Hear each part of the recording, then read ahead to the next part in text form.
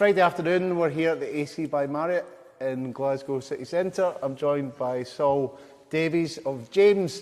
James are going to be at Ayr at the start of May for a festival appearance. They're no strangers to this city.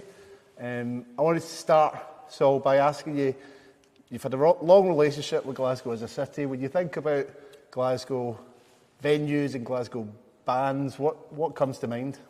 Oh, well, where do you start? Do you know what I mean? Well, I mean, our fortunes as a band are, I mean, Barrowlands probably is, you know, it's been really central, like it is for so many bands, but it's been kind of key to us as we've grown from kind of obscurity to, you know, building a fan base and stuff. So, you know, late 80s and into the 90s, whenever something happened, it always seemed to happen at the Barrowlands, you know what I mean, one way or another. Yeah. And we never really let ourselves down, I don't think, because it feels, so many bands, everybody says the same thing, right? Because the venue pushes you to do stuff that, you know. The crowd expect, you know. Yeah, but you know you're somewhere different, you know you're somewhere special. Yeah. There are other venues around the country like that, but Barrowlands is kind of the pinnacle of that, I would say. Yeah. What I like about the Barrowlands, it's like the band and the crowd kind of merge. Yeah. You know, there's a real connection. No, completely. And but you know, Glasgow's King Tut's is an amazing venue.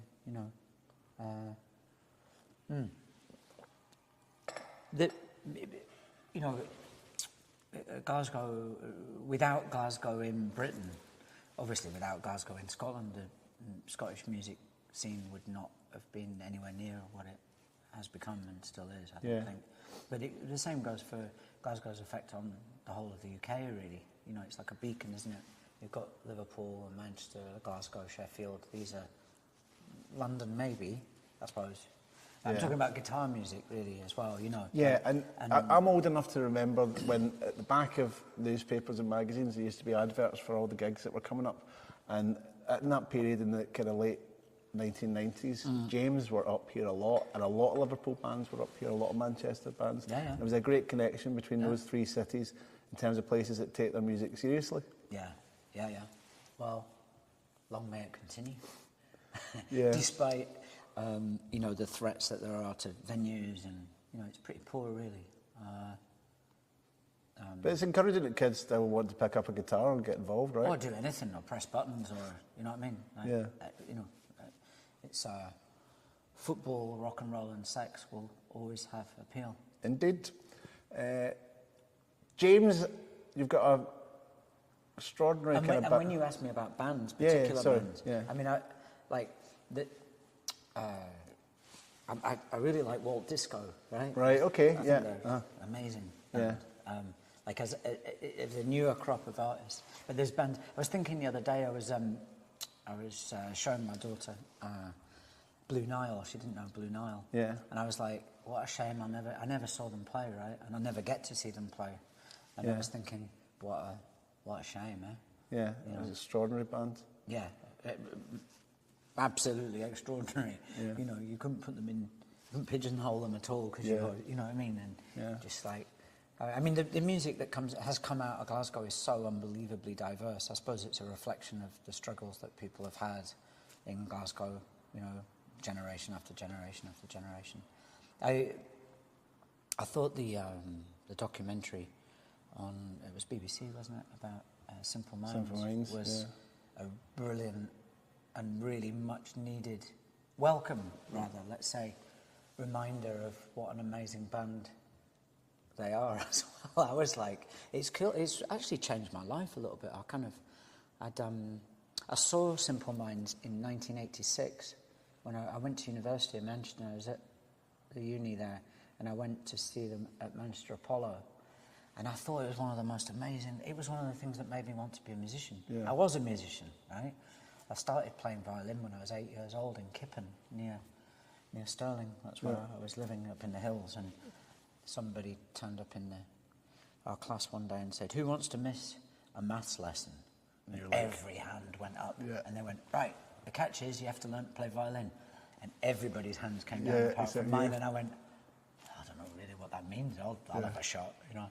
And well, by the age of 13, I was the leader of the Stirling Youth Symphony Orchestra, right? Which is pretty mental. Yeah. You know,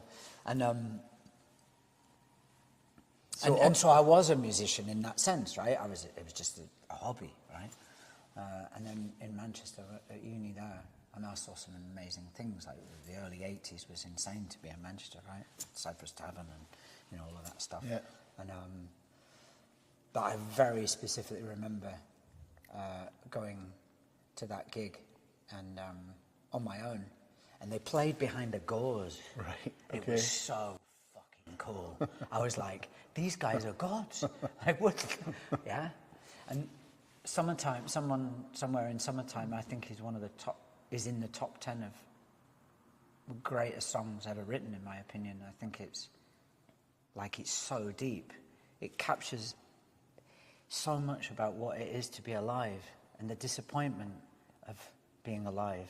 But in the end, the ascendancy, you know what I mean? Yeah. Like it'll all work out, but like it's a work of absolute genius, that song. And so anyway, that whole record, New Gold Dream, I think is that couldn't have come out of anywhere else either. You know, couldn't have come out of anywhere but Glasgow, in fact. So it's what a soundtrack it is to this city as well. Yeah, absolutely. I was thinking about James because like at 44 Here's me talking about Simple Minds, and you're probably thinking, oh, come on, tell us all the new bands you really like from Glasgow. And I'm talking about reasonably new. Yeah, but I'm talking about Simple Minds and fucking. They're still active. Jim will be very happy. They've got tickets to sell for the summer. Yeah, nobody come and see my band. Go and see. No, do go and see James. They're a great festival band. I've enjoyed the experience immensely over the years, and I'm just thinking that like 44 years worth of music to put into like a headline set. Obviously, there's certain hits that you have to. Certain points of the set that people would expect.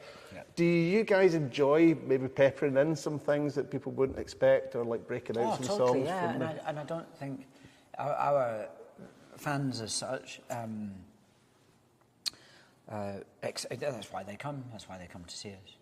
And one of the reasons why we keep making records, we happen to be in a really rich vein of creative form with each other, and we make new music. We make music for ourselves, really, genuinely, we do.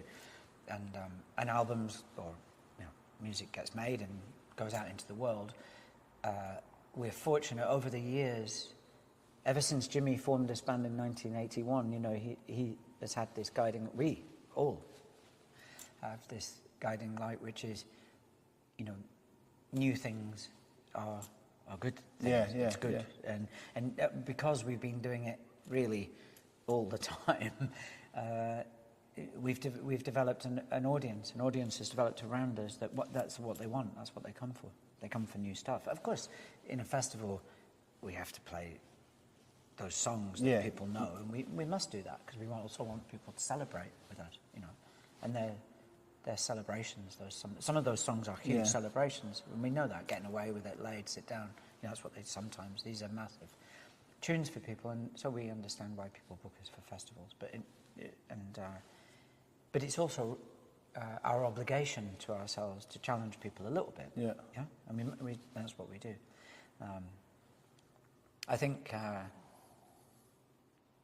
we'd be really in trouble if we stopped writing, and we'd be really in trouble if we started playing the same set every night. Yeah.